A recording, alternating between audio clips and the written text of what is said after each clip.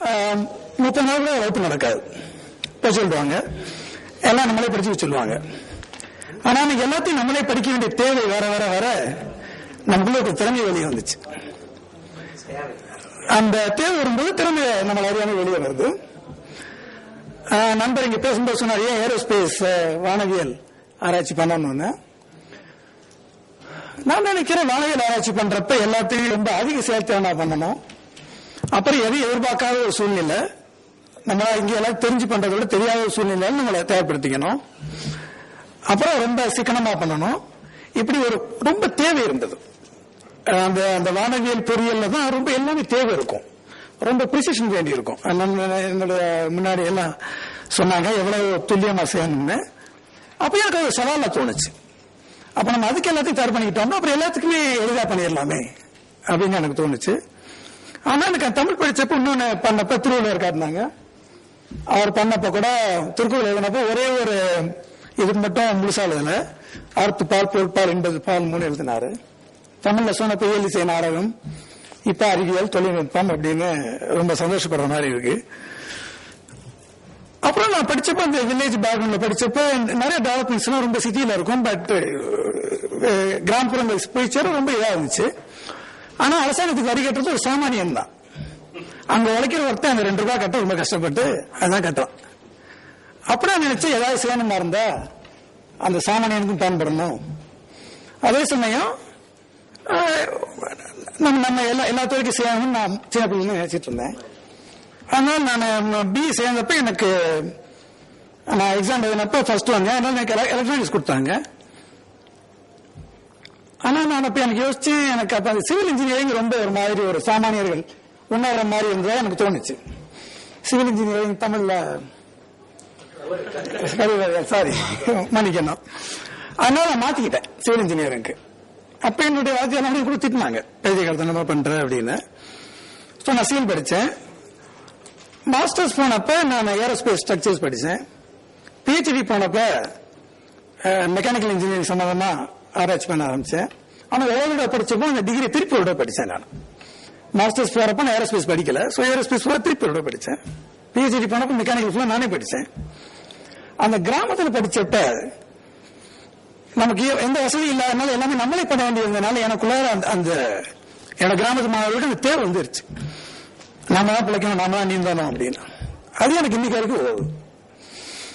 So எல்லாத்தையும் சுயமா படிக்கிறப்ப நான் நம்மளே தெரிஞ்சுக்க முடிஞ்சது. இப்படி எல்லாம் அவங்க துருவர் பண்ணப்ப கூட இது பண்ற மாதிரி நான் எல்லாத்தையும் சேர்ந்து எல்லாத்தையும் பயன்படுற மாதிரி ஒரு ஆராய்ச்சி பண்ணணும்னு எனக்கு ஆசை இருந்துச்சு. அதே என்னுடைய ஒரு தனித்துவமா நான் இத்தனை வருஷங்கள்ல ஏற்படுத்திக்கிறேன்.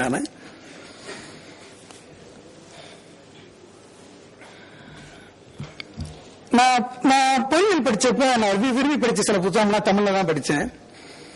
எனக்கு ரொம்ப தமிழ்ல எழுதியிருந்தப்ப இப்ப நான் அதுக்கப்புறம் தமிழ்ல படிச்சேன். இப்ப நான் எனக்கு பிரெஞ்சில் படிக்கிறேன். பிரெஞ்சில் எழுதியிருக்கேன். நான் இன்ஜினியரிங் இங்கிலீஷ்ல எழுதியிருக்கேன், கொஞ்சம் ஸ்பானிஷ்ல எழுதியிருக்கேன்.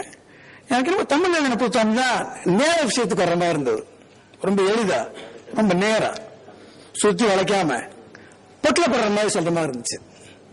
எனக்கு அந்த மொழியில தான் அந்த வார்த்தை இருக்கிறதா எனக்கு ஒரு ஃபீலிங் இருக்கு. எனக்கு நான் நிறைய கதை எழுதி எந்த பண்ணிட்டு இருந்தேன். நான் இங்க அப்பாட்ட அடி வாங்கியிருக்கேன், போய் படுற அப்படின்னு சொல்லி அடிப்பாரு. அப்புறம் அவங்க போனதுக்கு அப்புறம் கொஞ்சம் தொடர்பட்டு போயிடுச்சு. எனக்கு தமிழ் தான் வாத்தியார். அது எத்தனை மொழியிலையும் அது சர்வே பண்ண விதம்.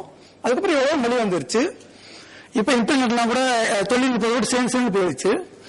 ஆனா எனக்கு தமிழ் மட்டும் இன்னும் இவ்வளவு தாக்கு பிடிச்சி இந்த மேல வர்றப்ப அது எனக்கு ஒரு செய்தி சொல்ற மாதிரி இருந்தது. உனக்குன்னு ஒரு தனித்தன்மை ஏற்படுத்திக்கிட்டீங்கன்னா வாழலாம், மேல வரலான்னு. சோ அது எனக்கு நானே சொல்லிட்டேன். நான் அப்ப இந்த கடைசியா சொல்ற மாதிரி அமெரிக்கால அடிக்கடி சொல்ற மாதிரி அந்த சர்வைவல் ஆஃப் தி ஃபிட்டஸ்ட், எனக்கு இன்னும் தமிழ் மொழி அப்படி ஒண்ணு தான் எனக்கு தோணுது. எனக்கு இன்னும் ரொம்ப நாள் இருக்குன்னு எனக்கு நல்லா தோணுது.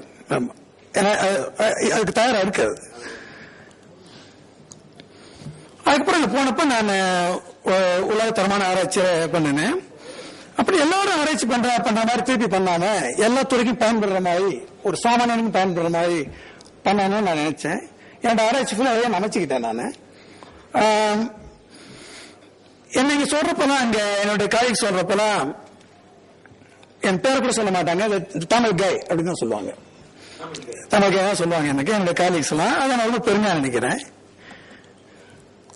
உதாரணத்துக்கு எனக்கு யூனிவர்சிட்டியில கனடாவில் சில பேர் தேர்ந்தெடுத்து ஒரு ஒரு சிறப்பு அவார்டு கொடுத்தாங்க, சிறப்பு இதெல்லாம் பண்ணி அப்ப நியூஸ் பேப்பர்லாம் அட்வர்டைஸ் பண்ணி எங்க யூனிவர்சிட்டியில இவங்கெல்லாம் வச்சிருக்கோம் அப்படின்னு சொல்லி அந்த யூனிவர்சிட்டியை தரத்து உயர்த்திக்கிறதுக்காக அப்படி பண்ணாங்க.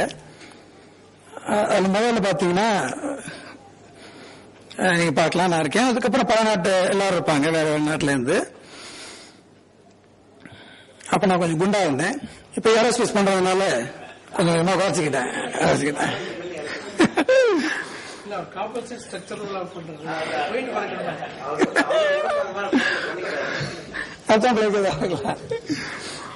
என்னோட ஆராய்ச்சி ஃபுல்லா நான் இந்த 15 வருஷம் என்ன பண்ணேன்னா எல்லா துறைக்கும் பயன்படுற மாதிரி ஏதாவது செய்யணும் அப்படின்ற மாதிரி அந்த அடிப்படையா செய்ய ஆரம்பிச்சு அதை அப்ளை பண்ணணும்னு சொல்லி இத்தனை இண்டஸ்ட்ரியும் மனசுல வச்சுக்கிட்டு இந்த 15 வருஷத்துல நான் நிறைய ப்ராஜெக்ட் பண்ணியிருக்கேன். நாசா ப்ராஜெக்ட் பண்ணியிருக்கேன், கனடா ஸ்பேஸ் ஏஜென்சிக்கு பண்ணியிருக்கேன், அப்புறம் மெக்கானிக்கல்ல நிறைய இண்டஸ்ட்ரீஸ் பண்ணியிருக்கேன், போயிங்க்கு பண்ணியிருக்கேன், ப்ராட் அண்ட் விட்னி இன்ஜின் பண்றவங்க இப்படி பம்பாடி எல்லாரும் பண்ணியிருக்கேன். அப்புறம் சிவில் இன்ஜினியரிங் எதுவும் பண்ணியிருக்கேன். ஒவ்வொரு துறைக்கும் நான் என்னன்னா அப்படி பண்ணிக்குவேன், மாற்றி மாற்றி பண்ணிக்குவேன். நான் பாடம் நடத்துறப்ப கூட நான் என்னோட யூனிவர்சிட்டியில நான் வச்சதான் 4 பிரான்ச்சுக்கும் சப்ஜெக்ட் எடுக்கிறேன். சிவிலுக்கும் சப்ஜெக்ட் நடத்துறேன், மெக்கானிக்கல், எலக்ட்ரிக்கல், எலக்ட்ரானிக்ஸ் 4க்கும். அது ஒரு சவாலா இருந்துச்சு. ஆனா எனக்கு என்னமோ எல்லாமே ஒண்ணுதான் தோணுது. எனக்கு எல்லாமே அடிப்படை ஒண்ணுதான். அதை சரியா பண்ணிட்டோம்னா நம்ம நிறைய கத்துக்கலாம்னு எனக்கு தோணுச்சு.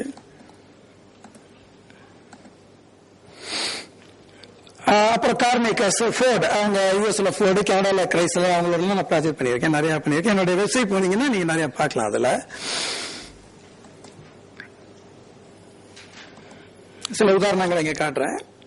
நான் முதல்ல காட்டின மாதிரி ஒரு ஹை ஸ்பீட் போர்டு அதெல்லாம் பண்ணாலும் என்னுடைய ஆராய்ச்சியை இந்த மாதிரி ஒரு சின்ன சின்ன இதுக்கு எடுத்துட்டு போகணும்னு ஆசைப்படுறேன். நான் அதுக்கு நான் பண்ணியிருக்கேன் நான் ப்ராஜெக்ட்.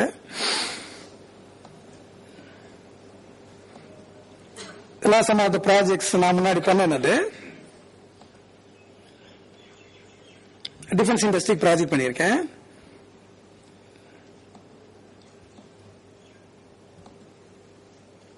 இதுல சில பார்ட்ஸ்க்கெல்லாம் ரிசர்ச் பண்ணி இதுதான் இவங்களோட பம்பாடியே போயிங் அவங்களுக்கு நான் பண்ணியிருக்கேன். அவங்க இதான் அந்த முக்கியமான பகுதி. அப்புறம் ஸ்பேஸ் கிளாஸ் அங்க கெனடியன் ஸ்பேஸ் ஏஜென்சி இங்க இருக்க ஐஎஸ்ஆர்ஓ மாதிரி அவங்க ப்ராஜெக்ட்ல அவங்க தான் அந்த கனடா ஆன் அந்த ப்ராஜெக்ட் பண்றவங்க. அதுல அடுத்த ப்ராஜெக்ட் பண்றப்ப அந்த மார்ஸ் ரோவருக்கு ஒரு ப்ராஜெக்ட் என்ன இன்வால்வ் பண்ணாங்க. அந்த ஒரு இது மாதிரி இருக்கு இல்லையா, அந்த இப்ப ஐயா முன்னாடி பேசுறப்ப சொன்னாங்க இல்லையா, மண் எடுத்துட்டு வர்றது, அது மாதிரி சில காம்பனன்ட் டிசைன் பண்றப்ப அவங்களுக்கு இந்த தேவை இருந்துச்சு. அதுக்கு ரொம்ப எடை இருக்கக்கூடாது, ஆனா ரொம்ப செயல்திறனும் இருக்கணும். இப்படி நிறைய சேலஞ்சஸ் இருந்துச்சு. அது ஒரு சின்ன பார்ட் மாதிரி தோணுச்சு. ஆனா அதுக்கு பண்ண அதே ஆராய்ச்சிய ஒரு சாதாரண அங்க நான் கனடால இருக்கேன், ரொம்ப குளிர் பிரதேசம். அது ரொம்ப குளிர், நிறைய ஸ்னோலாம் இருக்கும். அந்த ஸ்னோ வாழ்ற கருவிகள்லாம் ரொம்ப முக்கியமானது. அது நிறைய பேர் பாத்தீங்கன்னா வேலை செய்யறாங்க, போய் கஷ்டப்பட்டு அள்ளிட்டு இருப்பாங்க. அவங்களுக்கு முதுகுல இருந்து நிறைய பேர் ரொம்ப கஷ்டப்படுவாங்க.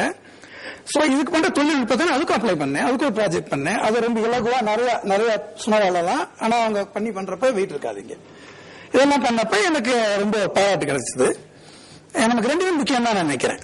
மாசுக்கு பண்றது வேணும், அந்த தொழிலாளியோட முதுகு நமக்கு முக்கியம் தான் இல்லையா, அவங்களுக்கு வேணும் இல்லையா.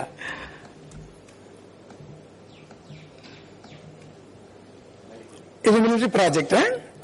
இது அந்த என்னுடைய கூட பண்ணவர் சவுதி அரேபியா